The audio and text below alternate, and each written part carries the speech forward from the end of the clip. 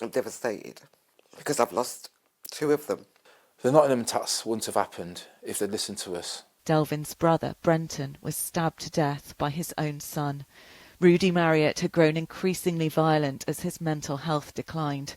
His family had repeatedly called the police and tried to get help from the NHS, but say their warnings were ignored.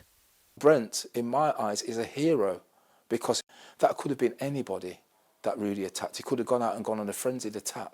And we just feel like we've just been failed by the NHS, by the police, by the mental health service. I knew he was dangerous. I was living with him.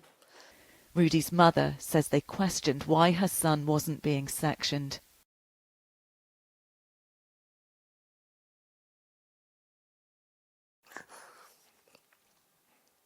I'm devastated because I've lost two of them. I've lost his dad. He was my best friend for 35 years. My best friend. And I've lost my son, who up until his illness was very loving.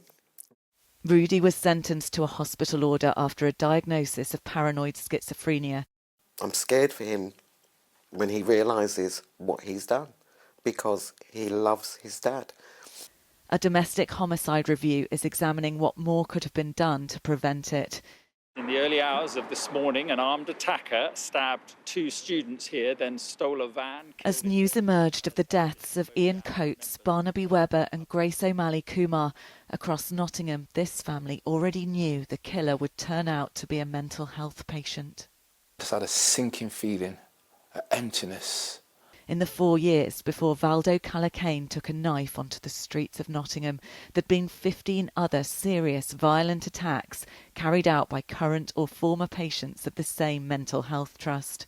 If lessons had been learnt, would Barnaby and Grace have made it safely home that night? Would Ian still be enjoying time with his grandchildren? Key questions for the public inquiry into their deaths. The NHS Trust has offered condolences to Brenton's family. The police said their thoughts are with them. Both said they couldn't comment further due to the ongoing domestic homicide review. This is just a ticking time bomb, waiting for another disaster. It's an epidemic in our society, and as a result of the broken system, the public are at risk.